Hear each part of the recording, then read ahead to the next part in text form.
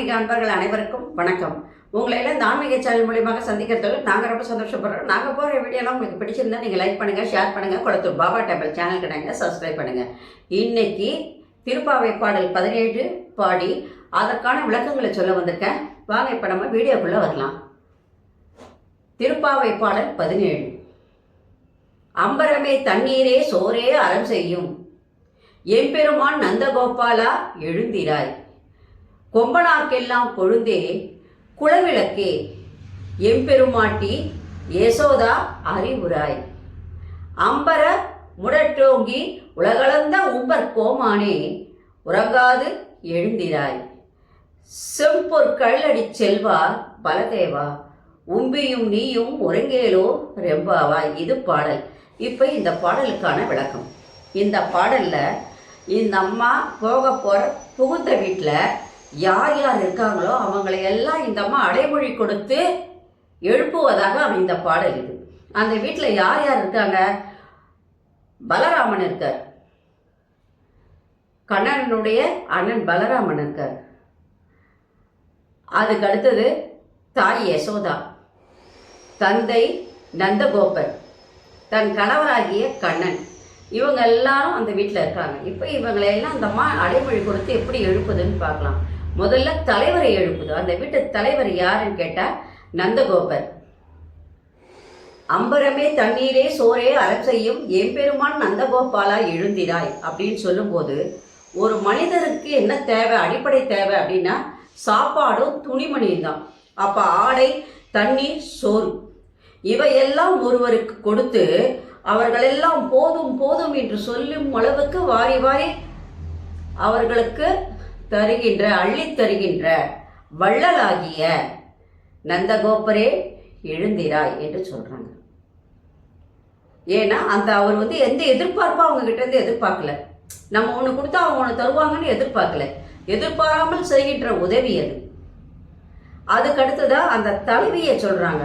கொம்பனார்க்கெல்லாம் கொழுந்தே குலவிளக்கே எம்பெருமாட்டி யசோதா அறிவுராய் அப்படின்னு சொல்லும்போது யசோதை என்பவள் எப்படிப்பட்டவனா, இந்த தலைவி பெண்கள் எல்லாருக்கும் தலைவியாக விளங்குகின்றவள், குடும்பத்தினுடைய குத்து விளக்காக இருக்கின்றவள், அழகிய கண்களையும் சிறிய இடைகளையும் நீண்ட கூந்தலையும் அழகிய இதழ்களையும் உடையவளாகிய அந்த யசோதா, நீ இப்போ எல்லாருக்கும் என்ன பண்ணோம், எழுந்து வருவாயாக என்று கூறும் பொழுது மாமனார் மாமியார் 2 பேரையும் அடைமொழி கொடுத்து அழகாக எழுப்பிட்டாங்க.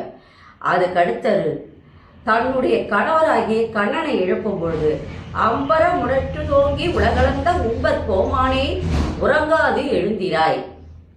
விண்ணை ஒரு காலிலும் மண்ணை ஒரு காலிலும் வளர்ந்தவர், வாமனராக வளர்ந்து புகழோடு ஓங்கி திகழ்ந்து தேவாதி தேவனாக அனைவராலும் பாராட்டப்படுகின்ற கண்ணா துயில் எழுவாயாக.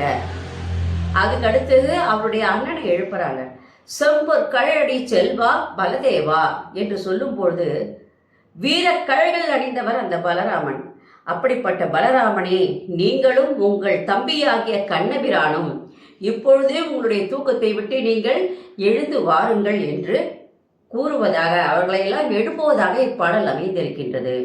இருந்தாலும் கூட வாமனருடைய புகழினை இந்த அம்மா 3வது பாடல், 17வது பாடல், அதே நேரத்தில் 24வது பாடலில் தொடர்ந்து பாடிக்கிட்டே வருது. நீங்கள் 3வது பாடலில் பார்த்தீங்கன்னா சொல்லியிருப்பாங்க, ஓங்கி உலகளந்த உத்தமர் தம் பேர் பாடி அப்படின்னு சொல்லும்போது அந்த உத்தமனாகிய அந்த கண்ணனை அழகாக, வாமனனாக வந்த அந்த கண்ணனை அழகாக அந்த அம்மா பாடி 3 பாடல்களிலும் விண்ணையும் மண்ணையும் அளந்தவன் அவன், உலகத்தையே ஆட்கொண்ட அந்த பரம்பொருள் அவன். அவனை பாடி தொழுது நாம் என்ன பண்ணணும், நம்முடைய குறைகளை எல்லாம் நீக்குவதற்காக அவர்களெல்லாம் எழ வேண்டும் என்று கூறுவதாக இப்பாடல் அமைந்துள்ளது. நன்றி, வணக்கம். இந்த வீடியோ உங்களுக்கு பிடிச்சா நீங்கள் லைக் பண்ணுங்கள், ஷேர் பண்ணுங்கள், குளத்தூர் பாபா டெம்பிள் சேனலுக்கு நீங்கள் சப்ஸ்கிரைப் பண்ணுங்கள். நாளைக்கு திருப்பாவை பாடல் 18 சொல்லி அதற்கான விளக்கங்களை சொல்ல வர. நன்றி, வணக்கம். ஓம் சாய்ராம். அழகர மகாதேவா, சம்போ மகாதேவா. அனைவருக்கும் நலம் உண்டாகட்டும். ஓம் Sai. Subscribe to my channel and please press the bell icon for more videos.